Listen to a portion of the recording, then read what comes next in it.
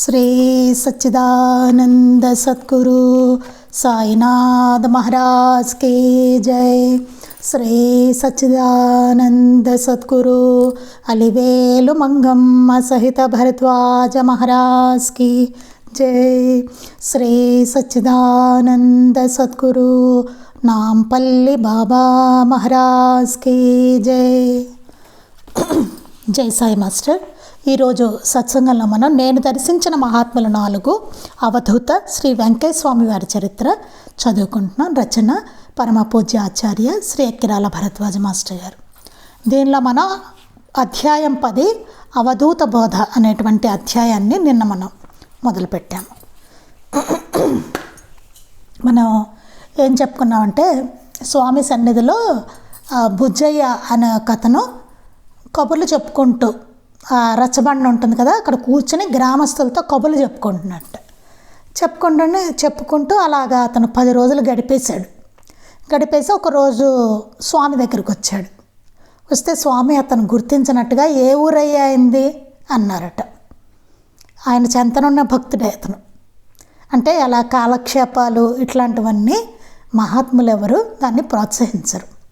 గురువును సాధ్యమైనంత తరచుగా దర్శిస్తుండాలని కదా శాస్త్రము చెప్పేది. గురువుని సాధ్యమైనంత తరచుగా దర్శిస్తూ ఉండాలి. అంతేకాదు గురువును మరిచి ఉండకుండడం కూడా శిష్యుని ధర్మమే. గురువుని మరిచి కూడా ఉండకూడదు అని చెప్తున్నారు.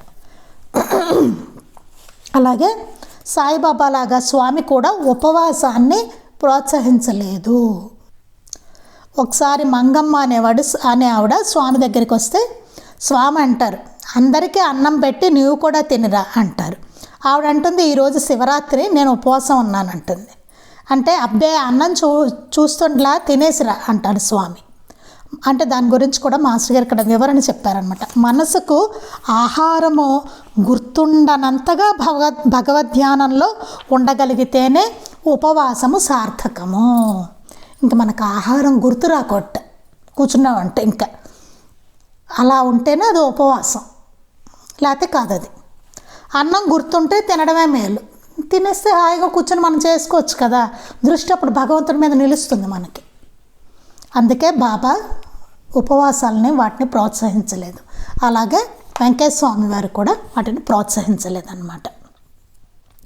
కర్మేంద్రియాలు నిగ్రహించిన మనస్సు విషయాల మీదకు పరిగెడుతుంటే అది మిథ్యాచారం అవుతుందని శ్రీకృష్ణుడు చెప్పాడు. ఎంత మనం అన్నిటిని నిగ్రహించుకున్న ఇంద్రియాలను, మనస్సు మాత్రం మిగతా విషయాల మీదకు పరిగెడుతూ ఉంటుంది. మనకి పరిగెడుతుంటే అదంతా చేసేదంతా మిథ్యాచారం, అదంతా ఆచారం కాదు.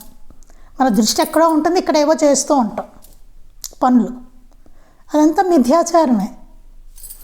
అదే చెప్తున్నారు ఇక్కడ.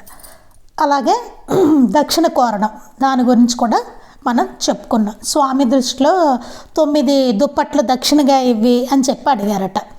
అడిగితే దానికి 5 జ్ఞానేంద్రియాలు, 5 కర్మేంద్రియాలు, మనస్సు, ఈ 9లను దుప్పట్లు అన్నట్టుగా ఆయన చెప్తూ వాటిని అర్పించి బ్రహ్మతో ఐక్యం అవ్వడం అని ఆయన సూచించారనమాట. అలాగే ఒకసారి 6 దుప్పట్లు అని చెప్పి ఒకళ్ళతోటి అన్నారట. ఇలా స్వామి దక్షిణ అడుగుతూ ఉండేవారట. అలాగే కాకుండా అందరికీ పంట పండించాను, దొంగలు పడకుండా కాపలా చూసుకోండి అన్నారట స్వామి. ఆయన అందరినీ అనుగ్రహిస్తూనే ఉన్నారు. భక్తులే తమ దుర్గుణాల నుండి దాన్ని కాపాడుకోవాలని అర్థం. సాయిబాబా కూడా దుర్గుణాలను దొంగలతో పోల్చారు. ఈ దొంగల నుంచి రక్షించుకోవడం అంటే మనలో దుర్గుణాలు అవి పెరగకుండా, అవి రాకుండా మనం చూసుకోవాలన్నమాట. అప్పుడు ఆయన అనుగ్రహం మనకి అనుభవం అవుతూ ఉంటుంది. ఒకసారి స్వామివారి సేవకులందరూ దొంగ సాధువులేనని ఒక రైతు విమర్శించాడు. ఒక భక్తుడు కోపంతో అతనిపై కలబడిపోయాడు.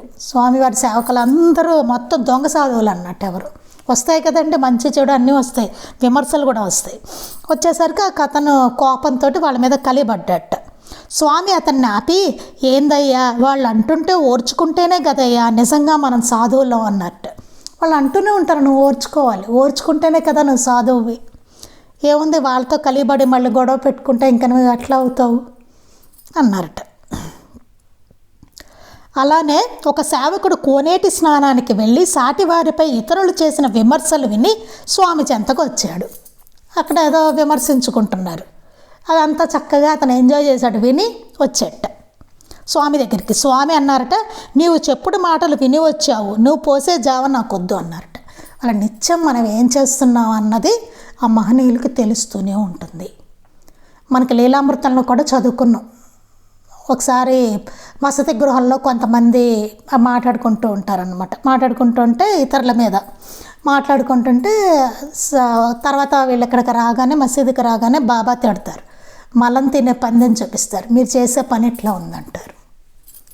అలాగే ఇక్కడ స్వామి కూడా అతన్ని తిట్టారనమాట, నువ్వు పోసే జావ నాకొద్దు అని చెప్పి, చెప్పుడు మాట్లాడి వినొచ్చావు అని చెప్పి. నిర్భాగ్యులు మొండలు రెండలై ఉన్నారు, అందరూ అప్పు బాకీ చేస్తున్నారు, అర్ధణ సంపాదిస్తున్నారు. మనము స్వల్పములని తలచే పొరపాట్లు చిన్నవేమీ కావు. సాటివారిని బుద్ధి లేనివాడా అనినా కూడా నరకానికి పోవలసిందేనని క్రీస్తు అన్నారు. సాటివాడిని ఎప్పుడైతే చిన్నమాట అనుకుంటాం మనం, కానీ బుద్ధి లేనివాడా అన్నా సరే మనం నరకానికి వెళ్ళిపోతుంటండి సాటివాళ్ళని అని యేసుప్రభు చెప్పారట. తాజుద్దీన్ బాబా ఇలా అన్నారు, కాబా ఖురాను తగలబెడితే పెట్టేవు, మద్యపానము విగ్రహారాధన చేసినా పర్వాలేదు, ఇతరుల హృదయాలను గాయపరచవద్దు. నువ్వేం చేసినా పర్వాలేదు, కానీ ఇతరుల హృదయాలను గాయపరచుకో. ఇట్లాంటి పనులు ఏమైనా చెయ్యి, కానీ కాబా ఖురాన్ తగలబెట్టేవు, మద్యపానం చేసేవు, అంటే వాళ్ళకి విగ్రహారాధన ఉండదు కదా, అందుకని విగ్రహారాధన చేసినా పర్వాలేదు, కానీ ఇతరుల హృదయాలను మాత్రం గాయపరచద్దు. ఎప్పుడు ఇతరుల హృదయాన్ని గాయపరచకండి అని చెప్పారట. భగవంతుని నివాసమైన స్వర్గం మానవ హృదయంలో ఉన్నది. ఎందుకని? భగవంతుని నివాసమైన స్వర్గం అంటే భగవంతుడు ఉండేటువంటి ఆ ప్లేస్ మన హృదయంలోనే ఉందిట. అంటే భగవంతుడు అనే ఆయన మన హృదయంలోనే ఉండాలి. ఎవరినైనా బాధ పెడితే లోపల ఆ భగవంతుడిని బాధ పెట్టినట్టు అర్థం. అందుకని ఇవాళ ఇంకా మనం మిగిలిన చదువుకుందాం. స్వామి మరొకప్పుడు ఈ భావాలే మరోలా గురువయ్యతో ఇలా చెప్పారు. స్వామి ఇట్లాంటి భావాలనే మరొకలా చెప్పారట గురువయ్య అనే భక్తుడితోటి. మాలా మాదిగా జోగి జంగము వాళ్ళు చేరకుండా చూసుకో, సంపన్నత్వంతో సద్గురువుని సేవించు అని చెప్పారట. ఇక్కడ ఏంటంటే మాలా మాదిగా జోగి జంగము అంటే మనలో ఉండే దుర్గుణాలను చెప్పారు తప్ప ఆ కులము అట్లా కాదండి. ఇక్కడ జాగ్రత్తగా మనం అర్థం చేసుకోవాల్సిన విషయాలు అవే మనలో ఉండే హీనమైన దుర్గుణాలు అన్నమాట. వాటి గురించి ఆయన ప్రస్తావిస్తున్నారు. అవి చేరకుండా చూసుకో అన్నారు. అంటే దుర్గుణాలు చేరకుండా చూసుకో అని చెప్పడం అన్నమాట. సంపన్నత్వంతో సద్గురువుని సేవించు. సాయిబాబా కూడా మనలోని దుర్గుణాలనే అసలైన హీనజాతులుగా చెప్పేవారు. మనలో ఉండే దుర్గుణాలు ఉంటాయి చూసారండి, అవే హీనజాతులు. అంతేగాని క్యాస్ట్లు అవి తక్కువ ఎక్కువ వాడు వీడు తక్కువ వాడు కాదు. మనలో ఉండే గుణాలు ఉంటాయి చూసారా, అవి హీనజాతులు. అవి చేరకుండా మనలో చూసుకోవాలి. అంతేగాని క్యాస్ట్ సిస్టము అవి కాదు అక్కడ మహనీయులు ప్రస్తావించేది. మనలో ఉండే దుర్గుణాలు అన్నమాట, అవి హీనమైనవి అది చెప్తున్నారు. తప్పు చేస్తే లద్ది దొండ పురుగులుగా పుడతారు. తప్పులు చేస్తే అట్ట పురుగులుగా పుడతామంట. లద్ది పురుగు అంటారు కదా, అది దొండ పురుగు, అలా పురుగు జన్మలు వస్తాయని చెప్తున్నారు. మాదిగా ఎండలో పుడతారు, అది కూడా చెప్తుంది ఏంటంటే దుర్గుణాలనే ఆయన ప్రస్తావిస్తున్నారు. అట్లాంటి గుణాలతోటి మనం పుడతాం అన్నమాట. మరలా ఎన్ని జన్మలకు కూడా నా దగ్గరికి రాలేరు. మళ్ళీ ఇంకా ఎన్ని జన్మలు ఎత్తినా సరే మళ్ళీ నా దగ్గరకంటూ మీరు రాలేరు అని చెప్పారు. ఎందుకంటే ఆ దుర్గుణాలే మనకు కంటిన్యూ అవుతూ ఉంటాయి కదా, అలా చేస్తూనే ఉంటున్నాం, ఎక్కడ వాటిని మనం తొలగించుకోవడం లేదు. అప్పుడు ఏమవుతుంది, ఎన్ని జన్మలైనా సరే మళ్ళీ ఆ మహనీయుల గాలి మనకు తగలదు. అందుకే ఇప్పుడు మనం నిలబెట్టుకోవాలన్నమాట. మరొక జన్మలో కూడా వారి సన్నిధి లభించాలంటే ఇప్పుడు మనం చక్కగా ఉంటూ మంచి సంస్కారాలని పెంపొందించుకుంటూ మనలో ఉండే ఈ హీన గుణాలన్నీ ఉంటాయి కదా, వాటినన్నిటినీ తొలగించుకుంటూ ఉండాలి. ఉంటే అప్పుడు వచ్చే జన్మలో కూడా ఇలా మనకి మహనీయులు తారసిల్లుతారనమాట. వారి సన్నిధికి మనం చేరగలుగుతాం. అది లేకపోతే వచ్చే జన్మలో అయినా పక్కకి వెళ్ళిపోయే ఛాన్స్ ఉంది ఖచ్చితంగా. మళ్ళీ ఎన్ని జన్మలు ఎత్తినా వాళ్ళ గారి కూడా మనకు సోకదు. అది ఎవరో ఏమో అంటారని భయపడో లేక అన్నారని నొచ్చుకొనో సద్గురు సాంగత్యం వదులుకోవడం గురుభక్తులకు తగదు. ఇది చాలా అసలు ఇంపార్టెంట్ పాయింట్ అండి, చాలా చాలా ఇంపార్టెంట్. ఇది మనం అందరం గుర్తుపెట్టుకోవాలి. ఎందుకంటే సద్గురువుని సేవించుకునే వాళ్ళు అందరికీ నచ్చాలని ఏమి ఉండదు. ఏదో ఒకటి అంటూనే ఉంటారు, మా వీడేంటి ఇట్లా సత్సంగానికి వెళ్తూ ఉంటాడు అంటారు. వాళ్ళందరూ చక్కగా ఏదో సినిమాకో లేకపోతే షాపింగ్కో వెళ్తూ ఉంటారు, వీడేంటి పిచ్చవాళ్ళలాగా సత్సంగానికి వెళ్తున్నాడు అనేవాళ్ళు ఉన్నారు. అలా కూడా ఉంటుంది. ఏంటి మనతో కలవడేంటి, ఇవి కూడా ఉంటాయి. కలిస్తే ఏముంటుందండి, నాకు ఆ రచ్చబండ దగ్గర కబుర్లు చెప్పుకున్నాడు చూసారా, అలాగే ఉంటుంది. మహనీయులు తిట్టి వెనక్కి పంపిస్తారు మనల్ని. అలాగే కదా ఇక్కడ ఏం చెప్తున్నారంటే ఎవరో ఏమో అంటారని భయపడో లేక అన్నారని నొచ్చుకొనో సద్గురు సాంగత్యం వదులుకోవడం గురుభక్తులకు తగదు. అట్లాంటివి తగదు అని చెప్తున్నారనమాట. ఎవరో ఏదో అంటారని భయపడడమో లేక అన్నారని నొచ్చుకుని బాబాయ్ ఏమిటి ఎలా అంటున్నారు వీళ్ళు అని చెప్పి ఆ సద్గురు సాంగత్యం వదిలేసుకుంటే అది తగదు. ఎందుకంటే మనకే చేయటది, వారిని వదులుకున్నామో మనకే నష్టం. గుర్తుపెట్టుకోవాలి. వాళ్ళు ఎదటి వాళ్ళకేం తెలుసండి, వాళ్ళు ఏదో అంటూనే ఉంటారు. అంతవరకు అక్కర్లే, ఎవరి వరకో బయట వాళ్ళ వరకు కూడా అక్కర్లేదు. ఇళ్లల్లోనే చూసుకోండి. భార్యకి ఇష్టం ఉండొచ్చు, భర్తకు ఇష్టం లేకపోవచ్చు, లేకపోతే భర్తకి ఇష్టం ఉండొచ్చు, భార్యకి ఇష్టం లేకపోవచ్చు. అలాంటివి చూస్తూనే ఉన్నాం కదా. అందుకని ఏమైనా వదులుకుంటామా? వాళ్ళకి ఇష్టం లేకపోతే వాళ్ళు జాయిన్ అవ్వరు అందులో, అంతే. వాళ్ళకి డిస్టర్బెన్స్ లేకుండా మనం చేసుకోవచ్చు కదా. అది మన పారాయణ మనం చేసుకోవచ్చు, మన సత్సంగం మనం చేసుకోవచ్చు. వాళ్ళే మనం ఇబ్బంది పెట్టక్కర్లేదు. ఇబ్బంది పెట్టినంత వరకు పర్వాలేదు కదా. మనం ఎందుకు వదులుకోవాలి? ఆ టైం వచ్చినప్పుడు వాళ్ళే వస్తారు. వాళ్ళ టైం వాళ్ళకి వస్తుంది కదా, అప్పుడు వాళ్ళే మళ్ళీ మనతో ఈ సాంగత్యంలోకి వస్తారు ఖచ్చితంగా. అప్పుడు ఇంకా మనకు బాగుంటుంది, కలిసి చేసుకోవచ్చు. అప్పటి వరకు కొంచెం ఒంటరిగానే ఉండాల్సి వస్తుంది, పర్వాలేదు, ఏం పర్వాలేదు. అది అందుకని అలా అనుకుని మన సద్గురు సాంగత్యం వదులుకోవడం గురుభక్తులకు తగదు. అలానే మనం వదులుకోకూడదు సాంగత్యాన్ని. ఇప్పుడు ఏముందండి, చక్కగా ఆన్లైన్ కూడా కదా అన్నీ మనకి. మనం వెళ్ళాలని కూడా లేదు, అంతలాగా ఇప్పుడు ఆన్లైన్లోనే మనకు లభిస్తున్నాయి. అన్ని గ్రంథాలు ఇంట్లో హాయిగా తెచ్చుకుని చదువుకుంటున్నాం. ఆ మాత్రం పర్వాలేదు కదా మనకి, ఆ మాత్రం స్వేచ్ఛ ఉంది, అవునా? అది అందుకని సద్గురు సాంగత్యం వదులుకోవడం గురుభక్తులకు తగదు, వదులుకోకూడదు ఆ సాంగత్యాన్ని. అది గుర్తుపెట్టుకోవాలి. చిరకాలం స్వామి సేవలో ఉన్న రోసిరెడ్డిని ఒకప్పుడు ఎవరో ఏమో అన్నారని ఇంటికి వెళ్ళిపోవాలనుకున్నాడు. రోసిరెడ్డి ఆయన స్వామి దగ్గరే ఉండేవాడు అనమాట. అతను సేవ చేసుకుంటూ ఉండేవాడు. ఎవరో ఏదో అన్నారని ఇంటికి అనుకున్నట్ట. ఇప్పుడు ఎవరో ఏదో అంటూనే ఉంటారు కదండి, ఏవో ఒకటి వస్తూనే ఉంటాయి. మనం ఎందుకున్నాం సన్నిధికి, ఎందుకు వెళ్ళాం? మనం స్వామి కోసం కదా వెళ్ళేది. ఎవరో ఏదో అనుకున్నారని మనం వచ్చేస్తే ఏమవుతుంది? ఇప్పుడు సత్సంగానికి వెళ్తాము, ఎవరో ఏదో అన్నారనుకోండి, వెళ్ళడం మానేసామనుకో, వాళ్ళు ఉన్నారనో లేకపోతే వాళ్ళు అన్నారనో, ఎవరికి నష్టం? మనకే నష్టం. మనం ఎవరి కోసం వెళ్తున్నాం? ఎవరికి కావాలి సత్సంగం? మనకి కావాలి, అందుకని వెళ్తున్నాం. వాళ్ళ కోసం కాదు కదా, బాబా కోసం, మాస్టర్ గారి కోసం, వారి అనుగ్రహం కోసం, మనం బాగుపడడం కోసం వెళుతున్నాం అక్కడికి. వాడు ఎవరి కోసం మనం మానేస్తే ఎట్లాగా వెళ్ళడం? అందుకని చాలా ఇలాంటివన్నీ చాలా ముఖ్యమైనవండి, చాలా జాగ్రత్తగా గుర్తుపెట్టుకోవాల్సినవి. అందుకని రోసిరెడ్డిని ఎవరో అక్కడ అన్నారట. సేవలో ఉన్నప్పుడు రకరకాలు వస్తూ ఉంటాయి. సేవ చేస్తున్నప్పుడు ఎన్ని అంటారు, ఏవో వస్తాయి కదా. మనుషులు ఇంకో ఇద్దరు చేరారంటే ఏవో వస్తాయి అక్కడ. అవన్నీ నిలదొక్కుకోకపోతే ఇంకా సాధనే ఉంటుంది కదా మనకి. ఎవరో ఏమో అన్నారని ఇంటికి వెళ్ళిపోవాలనుకున్నాడు. నేను ఇంటికి వెళ్ళిపోదాం అనుకున్నట్ట. స్వామి సేవలో ఎప్పుడు నిత్యం స్వామి సేవలో ఉండే రోసిరెడ్డి అతనిని స్వామి పిలిచి పంట చేను వదిలి పరిగె ఏరుకుంటావా అన్నారట. నువ్వు శుభ్రంగా పంట చేనులో ఉన్నావు, అది వదిలేసుకుని పరిగెలు ఏరుకుంటావా అన్నారట స్వామి. సద్గురు సాన్నిధ్యం పంట చేను. సద్గురువు దగ్గర ఉండడం అంటే ఆ సాన్నిధ్యం అంటే పంట చేను అన్నమాట. లౌకికల సాంగత్యాలతో పాటు సాధన చేయి చూడడం పరిగ ఏరుకోవడం వంటిది. లౌకికల సాంగత్యాలతో పాటు బయట మనం జనాలతో కలిసిపోయి అట్లా ఉండి దాంతో సాధన చేయ చూడడం పరిగ ఏడుకోవడం వంటిది అని చెప్పారు. ఆయన సన్నిధిలో ఉన్నాడు, హాయిగా లభించింది అతనికి.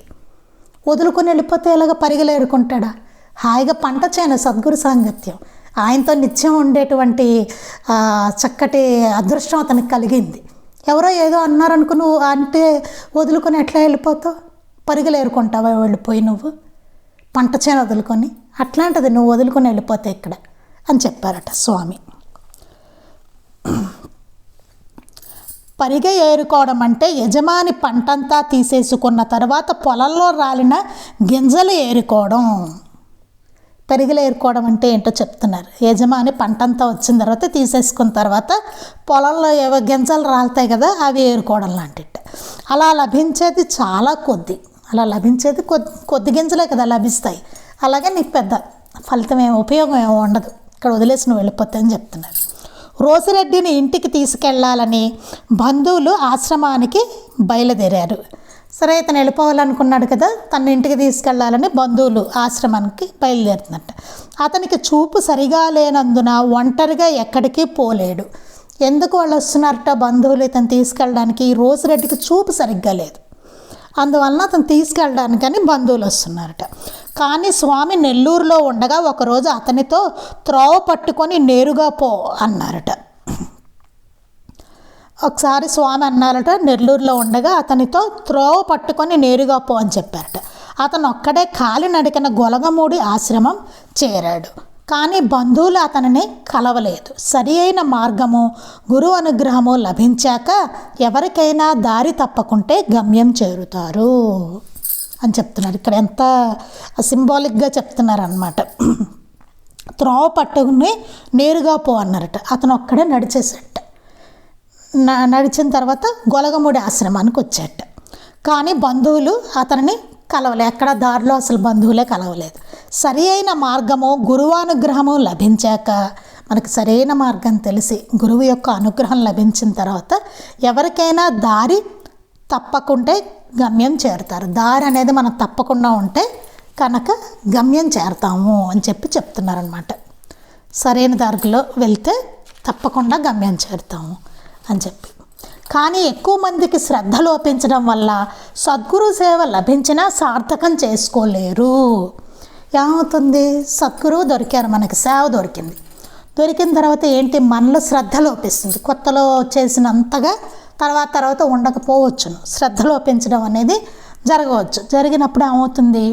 ఆ సద్గురు సేవ లభించిన సార్థకం చేసుకోలేము. అప్పుడు అది సార్థకం అవ్వదు. ఫర్ ఎగ్జాంపుల్ పారాయణ తీసుకోండి.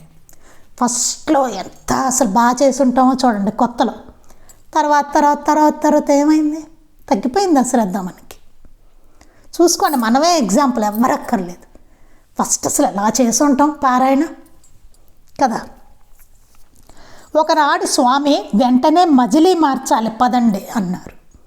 ఒకసారి స్వామి అన్నారట, వెంటనే మనం మజిలీ మార్చేయాలి పదండి అన్నారు. సేవకులు ఇప్పుడు కాదు, సాయంకాలం భోజనం చేశాక పోదాం అని చెప్పి తలో వైపు వెళ్ళారు. స్వామి ఇప్పుడు కాదండి, సాయంత్రం భోజనం చేశాక మనం వెళ్దాం అని చెప్పి వాళ్ళు వెళ్ళిపోయారట. వాళ్ళు స్వామి చెప్పినట్లు వినక తలొక దారిన పోతుంటే స్వామి మందలించారేమో అనుకున్నాడు బరిగల నాగయ్య. స్వామి వెంటనే పోతుంటే పోనిచ్చేదే గదయ్యా అన్నారు. మహాత్ములు కర్తవ్యం సూచిస్తారే కానీ నిర్బంధించరు. వారి సలహా వినకపోతే మన కర్మకు మనల్ని వదిలేస్తారు. మనము తప్పులు చేస్తూ అన్నీ స్వామే చూసుకుంటారు అనడం అవివేకం. ఇది చాలా చాలా ముఖ్యమైనదండి, మనందరికీ బాగా గుర్తుపెట్టుకోవాల్సింది. అసలు మహాత్ములు ఎలా ఉంటారు అన్నదానికి ఇక్కడ చెప్తున్నారు. వాళ్ళు తలొక దారిన పోతున్నారట. స్వామి మాట వినలేదు, వాళ్ళు పోతున్నారు. స్వామి మందలించారేమో అనుకున్నట్ట బరిగల నాగయ్య. స్వామి వెంటనే అన్నారట, పోతుంటే పోనిచ్చేదే కదయ్యా అన్నారట. వాళ్ళు పోతున్నారు, నా మాట వినలేదు, తలో దారిన వాళ్ళు పోతున్నారు. పోతుంటే పోనిచ్చేదే అన్నారట. దీనికి ఏంటంటే అర్థం ఏంటంటే మహాత్ములు కర్తవ్యం సూచిస్తారే కానీ నిర్బంధించరు. మనం ఏం చేయాలో సూచిస్తారు కర్తవ్యం, కానీ నిర్బంధన ఉండదు. అసలు నిర్బంధించడం అనేది ఉండదు. ఇది మంచిది అని చెప్తారు. చేసామా చేసాము, లేదా లేదు, అంతే. మాస్టర్ గారి దగ్గర మనం అదే చూస్తాం. నిర్బంధన అసలు లేదు. ఏది మంచో చెప్పేవారు, అంతే. చేస్తే మంచిదని చెప్పేవారు, అంతే. నిర్బంధన ఎప్పుడూ లేదు. అలాగే మహాత్ములు అందరి దగ్గర మనకు అదే కనబడుతుంది. నిర్బంధన ఉండదు. వాళ్ళు చెప్తారు, సూచిస్తారు, నిర్బంధించరు. వారి సలహా వినకపోతే మన కర్మకు మనల్ని వదిలేస్తారు. వారి సలహా మనం వినలేదనుకోండి, వారు చెప్పింది వినలే, వారు ఇచ్చిన సలహా మనం వినలేదు, అప్పుడు ఏమవుతుంది? మన కర్మకు మనల్ని వదిలేస్తారు. మన కర్మకు మనల్ని వదిలేస్తారు. ఎట్లా జరగాలో కర్మ ప్రకారం అట్లానే జరుగుతుంది. ఇది మనకి లీలామృతంలో చాలా క్లియర్గా ఉంటుంది. బాబా దగ్గరికి ఒక అతను వచ్చి ఫలానా అతనికి ఇచ్చి వివాహం చేయాలనుకుంటున్నాం అని చెప్తారు. వాళ్ళ అమ్మాయిని చెప్తే, అంతకన్నా వంటవాడికి ఇచ్చి చేసుకో అంటారు బాబా. అతను వినకుండా అతను అనుకున్న సంబంధమే చేస్తాడు. అతను మరణిస్తాడు. బాబా చెప్పినట్టు చేస్తే అంత బాగుండేది. బాబా అక్కడ వద్దన్నారు. అంతకన్నా వంటవాడికి ఇచ్చి అని చెప్పారు. అతనితో వివాహం వద్దని చెప్పారు. కానీ చేశాడు పట్టుబట్టి. అతను మరణించాడు. పెళ్ళవగానే అతను చనిపోయాడు. అందరూ అడుగుతారు, కానీ చేసేవాళ్ళు ఎవరు అక్కడ? అందుకని వారి సలహా వినకపోతే మన కర్మకు మనల్ని వదిలేస్తారు. మనము తప్పులు చేస్తూ అన్నీ స్వామే చూసుకుంటారు అనడం అవివేకం. ఇది చాలా ముఖ్యమైనది. ఇక్కడ ఏంటంటే మనం తప్పులు చేస్తూ ఉంటాం, చేస్తూనే ఏముందిలే అన్నీ ఆయనే చూసుకుంటారు, అది అవివేకంట. మనమే మార్చుకోవాల్సింది, మనమే చేస్తున్న తప్పులు మనమే, ఆయన ఏం చేయించట్లేదు. చాలా జాగ్రత్తగా గుర్తుపెట్టుకోవాలి ఇవన్నీ. నేను ఇలాగే ఉంటాను, నన్ను స్వామే మారుస్తారు. ఏంటి మారుస్తారు? మన కర్మకి మనల్ని వదిలేస్తారు. చెప్తారు, 1-2 సార్లు హెచ్చరిస్తాను, వినకపోతే నీ కర్మకి నిన్ను విడుస్తాను. బాబా చెప్పారు కదా మనకి లీలామృతంలో. అదే మహనీయులందరి దగ్గర వర్తించేది. అదే హెచ్చరిస్తారు వాళ్ళు. మనం వినలేదా, మన కర్మ మందే, దాని ప్రకారమే జరుగుతుంది. అందుకని మనం తప్పులు చేస్తూ అన్నీ స్వామే చూసుకుంటారు అనడం అవివేకం. చేసే తప్పులన్నీ మనం చేసేస్తూ వాళ్ళు చూసుకుంటారులే. ఏం చూసుకుంటారు? ఏం లేదు, మనం అనుభవించవలసిందే దాన్ని. చెప్పారు కదా ముందు వద్దన్నా సరే చేస్తుంది మనం. సో మనమే బాధ్యత తీసుకోవాలి దానికి. సాయిబాబా కూడా నేను 2-3 సార్లు హెచ్చరిస్తాను, వినకుంటే నీ కర్మకు నేను విడుస్తాను అన్నారు. మహాత్ములు సూచించిన దాన్ని తూచా తప్పకుండా ఆచరించడం ఎవరికి వారే నేర్చుకోవాలి, కానీ నిర్బంధిస్తే మనోవికాసం కలగకపోగా మరింత తారుమారవుతుంది. మహాత్ములు సూచించిన దాన్ని తూచా తప్పకుండా ఆచరించడం ఎవరికి వారు నేర్చుకోవాలి, ఎవరికి వాళ్ళని నేర్చుకోవాలి. మీకు మీరు నేర్చుకోవాలి, నాకు నేను నేర్చుకోవాలి. మహాత్ములు చెప్పిన దాన్ని తూచా తప్పకుండా ఆచరించడం అనేదాన్ని. నిర్బంధిస్తే మనోవికాసం కలగకపోగా మరింత తారుమారవుతుంది. నిర్బంధిస్తే ఏమవుతుంది? వాళ్ళ యొక్క మనోవికాసం కలగదు, మరి ఇంకా తారుమారైపోతుంది. అది అందుకని ఏంటంటే మనం గుర్తుపెట్టుకోవాల్సింది ఇది. మనం ఉండాలనుకుంటే మనం ఉండొచ్చు, కానీ పక్కవాడిని నువ్వెందుకు అట్లా ఉన్నావు, అట్లా చెప్పారు కదా మాస్టర్ గారు, నువ్వేంటి ఇలా ఉన్నావు అడగడానికి లేదు. మనం మారాలి అంతే తప్ప వాళ్ళని నిర్బంధించకూడదు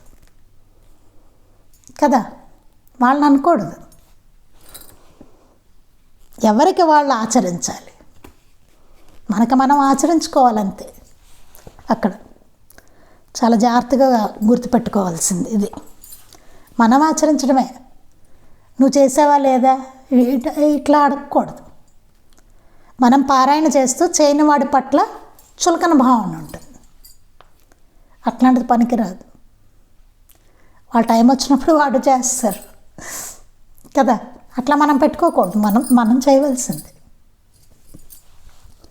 ఇలాగ నిర్బంధిస్తే, నువ్వు చేస్తావా లేదా అని నిర్బంధించావనుకోండి, వాడి మనోవికాసం కలగకపోగా మరింత తారుమారైపోతుంది.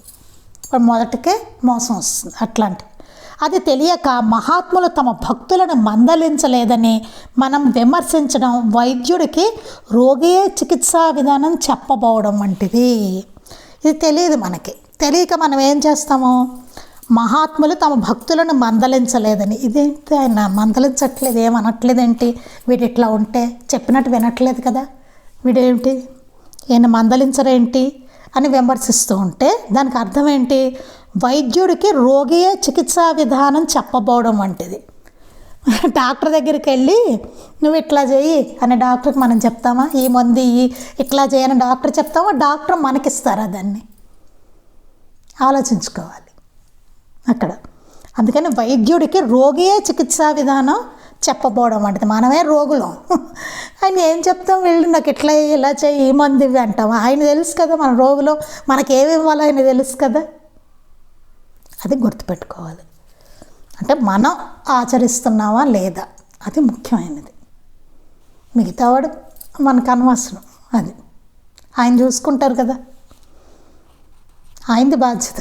అది నిర్బంధం తగదు, నిర్బంధించకూడదు ఎవరిని, అది చెప్తున్నారు. మహాత్ముల వద్ద ఎవరి శ్రద్ధాభక్తులకు తగినది వారు పొందుతారు. మహాత్ముల సన్నిధిలో ఎప్పుడు ఎవరి శ్రద్ధాభక్తులకు తగినది వాళ్ళు పొందుతారు. ఎవరికి ఎంత శ్రద్ధ ఉంటే అంతగా వాళ్ళు దాన్ని పొందుతారనమాట. తేలు కుట్టినప్పుడు కొందరికి స్వామి దగ్గరకు వస్తేనో, మరికొందరికి ప్రదక్షిణ చేస్తేనో, మరికొందరు వారి స్మరిస్తేనే తగ్గిపోవడానికి కారణమేమని ఒక భక్తుడు ప్రశ్నించాడు. ఒకసారి ఒక భక్తుడు అడిగట్ట, ఏమన్నట్ట, కొంతమందికి తేలు కుడితే స్వామి దగ్గరకు వచ్చేవారట, రాగానే తగ్గిపోయేది. మరికొందరికి ప్రదక్షిణ చేస్తే తగ్గేదిట. మరికొందరికి వారిని స్మరిస్తేనే తగ్గిపోయేట, స్వామి అంత తలుచుకోగానే తగ్గిపోయేదిట. కారణం ఏమిటని ఒక భక్తుడు ప్రశ్నించట. అదేంటి ఒక్కొక్కరికి ఒక్కొక్కలాగా ఉందే, ఏమిటి కారణం అని అడిగేట. ఆయన అన్నారట, వాళ్ళు ఉన్న దాన్ని బట్టి కదయ్యా మనం ఉండేది అన్నారట. వాళ్ళు ఉండేదాన్ని బట్టి మనం అని చెప్పారట. అంటే ఎవరికి ఏది అవసరమో ఆయన తెలుసు, ఎవడు ఎట్లా చేస్తే అది తగ్గించాలో కూడా ఆయన తెలుసు. అది మన శ్రద్ధను బట్టి వాటిని బట్టి వారు చేస్తారు మహనీయులు. ఇలానే కొంతకాలం వారిని సన్నిహితంగా సేవించిన భక్తుడు అతి చనువు వలన శ్రద్ధ తగ్గి పామరులతో కలిసి తిరగనారంభించాడు. ఒకసారి బాగా స్వామి దగ్గర ఉండే అతను సన్నిహితంగా ఉండే సేవించుకునే భక్తుడు అతి చనువు వల్ల శ్రద్ధ తగ్గిందిట. చనువు ఎక్కువ అయిపోతే ఏమవుతుంది, ఏముంది ఇక్కడే ఉంటారు కదా స్వామి అనిపిస్తుంది, అంతే కదండి. ఎప్పుడు ఇక్కడే ఉండే స్వామి కదా.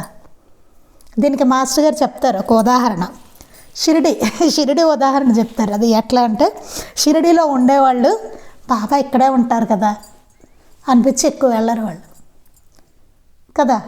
అంత శ్రద్ధ మందగిస్తుంది, వాళ్ళల్లో ఉండదు అంత. మనం ఇక్కడి నుంచి వెళ్ళామనుకోండి, అక్కడక్కడే తిరుగుతూ ఉంటాం. ఉన్నన్ని రోజులు అక్కడే తిరుగుతాం. 3 రోజులు 4 రోజులు పెట్టుకున్నాం అనుకోండి, అక్కడే తిరుగుతాం మనం బాబా దగ్గరే. మళ్ళీ దర్శనానికి వస్తాం, మళ్ళీ వస్తాం, మళ్ళీ అక్కడ కూర్చుంటాం. ఇట్లా అదంతా వదలం మనం. ఆ చుట్టుపక్కల అక్కడక్కడే తిరుగుతూ ఉంటాం కదా. అక్కడ ఉండే వాళ్ళకి ఏమనిపిస్తుంది, బాబా దగ్గర రేపు వెళ్దాంలే అనిపిస్తుంది. అదే మహాత్ముల సన్నిధిలో కూడా ఏమవుతుంది, అలా క్రమేణా లోకాభిరామాయణాలు కూడా మొదలవుతాయి. అంటే మాట్లాడుకోవడాలు, అక్కడే కూర్చొని మాట్లాడుకోవడాలు అవన్నీ కూడా మొదలైపోతాయి. మనం వెళ్ళింది దేనికి కదా. ఇట్లాంటివన్నీ ప్రమాదాలు ఉంటాయన్నమాట. అతి చనువు దానివల్ల కూడా చాలా ఇది ఉంటుంది, మన శ్రద్ధ మందగిస్తూ ఉంటుంది. అందుకని కొంతకాలం ఆయన సన్నిహితంగా సేవించిన భక్తుడు అతి చనువు వలన శ్రద్ధ తగ్గి పామరులతో కలిసి తిరగనారంభించాడు. ఇంకేముంది, ఫ్రెండ్స్ వాళ్ళు శుభ్రంగా తిరుగుతున్నాడు అనమాట. అతను శ్రద్ధ తగ్గిపోయింది, అతనికి ముందున్న శ్రద్ధ లేదు, తగ్గిపోయింది. అంతవరకు అతడు పెడితేనే కానీ భోజనం చేయని స్వామి అటు తర్వాత అతడు పెడితే స్వీకరించక ఆయన మనుషుల్లోకి పోయాడయ్యా, ఆయన వద్దు నీవు పెట్టు అని మరొక సేవకుని కోరారు. ఇంకా అతను భోజనం పెడితే తినట్లేదు, స్వామి వద్దన్నారట, ఇంకా స్వీకరించలేట. స్వీకరించక అతడు పెడితే స్వీకరించక ఆయన మనుషుల్లోకి పోయాడయ్యా, అతను మనుషుల్లోకి వెళ్ళిపోయాడు. హాయిగా చక్కగా ఉండేవాడు, వెళ్ళిపోయాడు. ఆయన వద్దు, అతను పెట్టేది వద్దు, నువ్వు పెట్టని మరొక సేవకుడిని కోరారట. ఆ రెండవ సేవకుడు ఎప్పుడైనా వారి సన్నిధి విడిచి దూరంగా పోతే నువ్వు కూడా మనుషుల్లోకి పోతుండయ్యా అని మెత్తగా మందలించేవారు. ఆ రెండో సేవకుడు ఎప్పుడైనా ఆయన సన్నిధి విడిచి దూరంగా ఎడితే నువ్వు కూడా వెళ్ళిపోతావా మనుషుల్లోకి అని చెప్పి మందలించేవారు. అంటే ఆ ముందు వాడు చూసావా అట్లా వెళ్ళిపోయాడు, అట్లా నువ్వు వెళ్ళిపోతావేమో, జాగ్రత్త ఏమవుతుందో అనేసి. మనిషికి కామక్రోధాలు ఉంటాయి కానీ పశుపక్షాదులకు ఉండవు. మనుషులకు ఉంటాయండి కామము, క్రోధము ఇట్లాంటివి మనుషుల్లో ఉంటాయి, కానీ పశుపక్షాదులకు ఉండవు. పశువులకి పక్షులకి అట్లాంటివి ఉండదు. కనుక స్వామి దృష్టిలో జీవులు 3 రకాలు. ఇది చాలా మనం అర్థం చేసుకోవాల్సిన విషయం అన్నమాట. మన జంతువుల్లాగా అట్లా ఉండం మనం కదా, మనకి ఉంది, ఆలోచించుకునేది ఉంది. సో ఏం చేస్తాం, తత్ఫలితంగా మనం చదువుకున్నాం కదా, స్వార్థం పెరిగిపోయి మనలో దుర్గుణాలు అన్నీ పెరిగిపోయి ఒక్కొక్కళ్ళ మీద కోపాలు వస్తాయి, అసూయలు వస్తాయి, రకరకాల భావాలు వస్తూ ఉంటాయి మనకి. అలా జంతువులకు ఉంటుందా? ఉండదు, అస్సలు ఉండదు. చూడండి ఎంత చక్కగా ప్రకృతితో సామరస్యంతో ఉంటాయి అవన్నీ. మనకేంటంటే ఉన్న దౌర్భాగ్యం, మనం మనలాగా ఉండకుండా ఇంకొకళ్ళలాగా ఉండాలనుకుంటాం. వాడికి ఉన్నదేదో మనకి లేదన్న ఏడుపు. ఈ ఏడుపు పోవాలి ముందు. ఎప్పుడూ ఏడుపే, ఏదో ఒక ఏడుపు. వాడికి ఉంది నాకు లేదు, ఇదే ఏడుపు. ఇట్లాంటి ఏడుపులు ఉండకూడదు. చాలా జాగ్రత్తగా గుర్తుపెట్టుకోవాల్సిన విషయాలు ఇవన్నీ. తెలియకుండా జరుగుతూ ఉంటాయి, చిన్నవో పెద్దవో ఏవో ఒకటి జరుగుతూనే ఉంటాయి జీవితంలో. తద్వారా మనకు మనశ్శాంతి కూడా ఉండదు. చూడండి, హాయిగా మనం ఎలా ఉండాలనుకుంటున్నాం, హాయిగా ఉండొచ్చు కదా శుభ్రంగా, ఏం లోటు. అలా ఉండం. ఎంతున్నా ఏదో ఇంకా కావాలి, ఏదో వాడుకుంది నాకు లేదు, వాడుకున్నది ఏదో నాకు కావాలి. జంతువులు చూడండి, ఎప్పుడు పక్క జంతువుని చూసి అలా ఉండాలి అని అవి అనుకో, అవి ఎలా ఉన్నాయో అట్లాగే ఉంటాయి. అంతే, భగవంతుడు అట్లా సృష్టించాడు, అట్లానే ఉంటాయి. అదేదో బాగుంది కదా దానిలో ఉందాము అలా అనుకోవాలి. వాటితో కొన్ని కథలు చెప్తూ ఉంటారు. అది ఎందుకు, మనం పాఠం నేర్చుకోవడానికి తప్ప, మనకి లెసన్ కోసం. అట్లా ఉండకూడదు మనుషులని చెప్పడానికి తప్ప కథలు కొన్ని ఉంటాయి తప్ప నిజానికి అవి అట్లా ఉండవు. వేరే జంతువులాగా ఒక జంతువు ఉన్న కుక్కేమో అదేదో బాగుంది దానిలో ఉందామనో అలా అసలు అవి అనుకో, అలా ఉండవు. వాటిలానే ఉంటాయి అవి. ఎంత అసలు చూడండి అద్భుతం, మనం ఎంత దారుణమో చూడండి అసలు. ఒకరోజు నాకు చాలా చాలా నచ్చింది, చెప్తాను. ఇది చెప్పుకొని మనం ఆపేద్దాం. అది ఒకసారి వేదమ్మ గారి సత్సంగంలో పిల్లల గురించి చెప్తూ వాళ్ళని జీవించనివ్వండి అన్నారు. అసలు నాకు ఎంత అద్భుతంగా అనిపించిందంటే అది, వాళ్ళని జీవించనివ్వాలట. కానీ మనం ఏం చేస్తున్నాం, వాళ్ళని అన్నిట్లో నిర్బంధిస్తూ ఉంటాం. నువ్వు ఇట్లాగే ఉండాలి, నువ్వు ఇలాగే చేయాలి. మనకు కరెక్ట్ తప్ప మనకే తెలియదు, అలాంటిది ఇదే కరెక్ట్ అంటాం. వాడు ఎందుకు అని అడుగుతాడు. వాడు చెప్పడానికి సమాధానం ఉండదు మన దగ్గర. వాడు ఎందుకు అని అడుగుతాడు వాడు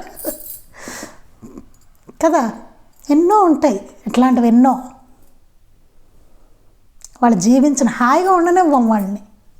వెనకాలో పుష్ చేస్తూ ఉంటాం, ప్రతి విషయంలోనూ కల్పించుకుంటాం మనం. వాడి బుర్రతో వాడిని ఆలోచించుకోనేమో, వాళ్ళలో ఉండే జిజ్ఞాసను కూడా తొక్కి పడేస్తాం అనమాట. వాడికి ఇవ్వాల్సిన ఫ్రీడమ్ వాడికి ఇవ్వం పిల్లలకి. అందుకే వాళ్ళ వికాసవంతంగా ఉండలేరు. పిల్లలు ఎట్లా ఉండాలి, వికసిస్తున్న ఆ పువ్వులు లాంటి వాళ్ళు అనమాట. ఆ వికసించనివ్వాలి, వాళ్ళని నేర్చుకొనివ్వాలి, ఎంజాయ్ చేయనివ్వాలి. ఎంజాయ్ అంటే వేరేలా అనుకోకండి. ఇక్కడ తగినంత స్వేచ్ఛని వాళ్ళకి ఇవ్వడం, ఆలోచించుకోవడానికి, ఏదైనా చేయడానికి చేయనివ్వాలి వాళ్ళని. కొన్ని చోట్ల చూడండి, పిల్లలు పూజ చేస్తుంటే వాళ్ళు ఇంట్రెస్ట్గా వాళ్ళకి చేయాలనిపిస్తూ ఉంటుంది, వాళ్ళు ముందుకు వస్తారు. నేను చాలా చోట్ల గమనించి చెప్తున్నాను నేను. నువ్వు ముట్టుకోకంటారు వాడిని. ఏమైంది పాప, వాడు 2 పువ్వులు వేస్తాడు, ఏమవుతుంది? ఆయన ఆనందిస్తారు కదా చూస్తూ. ఈ మడి తడి అనుకుంటాను, నువ్వు దూరంగా ఉండు, నువ్వు ముట్టుకోకు. ఇంక వాడికి ఎప్పటికీ ఏం నేర్చుకుంటాడు వాడు? ఇవన్నీ ఇలా ఎన్నో ఉంటాయి. ఇంట్లో పనులు కూడానండి, వాళ్ళు పార్టిసిపేట్ ఇష్టపడతారు వాళ్ళు చేయడానికి, చేయనివ్వాలి వాళ్ళకి. నువ్వు వద్దు, వెళ్ళిపో, వాడు ఏదో పాడు చేస్తాడనో ఇంకోటో దూరంగా ఉండి వద్దు అంటారు. ఏమవుతుంది? ఎన్నో ప్రశ్నలు అడుగుతారు వాళ్ళు. ఎంత జిజ్ఞాస ఉంటుందో పిల్లలకి, ఎన్నో ప్రశ్నలు అడుగుతూ ఉంటారు. వాటి సమాధానాలు హాయిగా కూర్చొని చెప్పడం అనేది ఉండదు పేరెంట్స్లో. కొంచెం తెలుసుకుని ఏమన్నా చెప్తావా? నాకు ఏదైనా తెలియదు, నేను తెలుసుకునేనా వాళ్ళకి చెప్పాలి కదా, లేకపోతే తెలిసిన వాళ్ళు ఎవరి దగ్గరికైనా తీసుకెళ్ళి చెప్పించాలి, అలాగైనా చేయాలి. అది ఉండదు, ఏది ఉండదు. ఇది ఇంతే, మాకు తెలియదు, ఇది ఇంతే, ఈ గొడ్డ వస్తుంది నాకు తెలియదని చెప్పడానికి. తెలియదని కూడా చెప్పరు, ఇది ఇంతే. ఏంటి ఇంతే? ఎందుకు ఇంతే? వాడు అడుగుతాడు, అదేంటిది, అది ఇంతే ఏంటి? ఎన్ని ప్రశ్నలు అడుగుతారో పిల్లలు. చూడండి ఎంత మనం వాళ్ళని ఎట్లా చేస్తామో చూడండి. అది అందుకని స్వామి దృష్టిలో జీవులు 3 రకాలు: మనుషులు, పశుపక్షాదులు, ముముక్షువులు, సద్గురు సేవ నెరిగి దానికి అంకితమైన వారు మాత్రమే అని చెప్తున్నారు. ముముక్షువులు మాత్రమే, ముముక్షువులు ఎవరు? సద్గురువు సేవ నెరిగి దానికి అంకితమైన వారు మాత్రమే ముముక్షులు. వారు మాత్రమే స్వామి వలె జీవిత పరమార్థం సాధించగలుగుతారు. ఈ ముముక్షులైన వారు అంటే సద్గురు సేవ తెలుసుకుని అది ఎంత గొప్పదో తెలుసుకుని వారు దానికి అంకితం అయిపోతారు ఆ సేవకి. అట్లాంటి వాళ్ళు మాత్రమే, వాళ్ళనే ముముక్షువులు అంటారట. వారు మాత్రమే స్వామి వలె జీవిత పరమార్థం సాధించగలుగుతారు. అట్లాంటి వాళ్ళు మాత్రమే జీవితాన్ని, ఆ పరమార్థాన్ని వాళ్ళు సాధించగలుగుతారు అని చెప్తున్నారు. అంటే మహనీయుల దృష్టిలో ఇన్ని రకాలు ఉన్నారు అని చెప్తున్నారు. దీంట్లో చాలా దారుణమైన వాళ్ళం మనం అని గుర్తుపెట్టుకోవాలి చాలా జాగ్రత్తగా. అది ఇంకా మిగిలింది మనం రేపు చదువుకుందాం. శ్రీ సచ్చిదానంద సద్గురు సాయినాథ్ మహారాజ్ కీ జై. శ్రీ సచ్చిదానంద సద్గురు అలివేలు మంగమ్మ సహిత భరద్వాజ మహారాజ్ కీ జై. శ్రీ సచ్చిదానంద సద్గురు నాంపల్లి బాబా మహారాజ్ కీ జై. గురుదేవ దత్త అవధూత చింతన. లోకా సమస్తా సుఖినో భవంతు. లోకా సమస్తా సుఖినో భవంతు. లోకా సమస్తా సుఖినో భవంతు. జై సాయి మాస్టర్.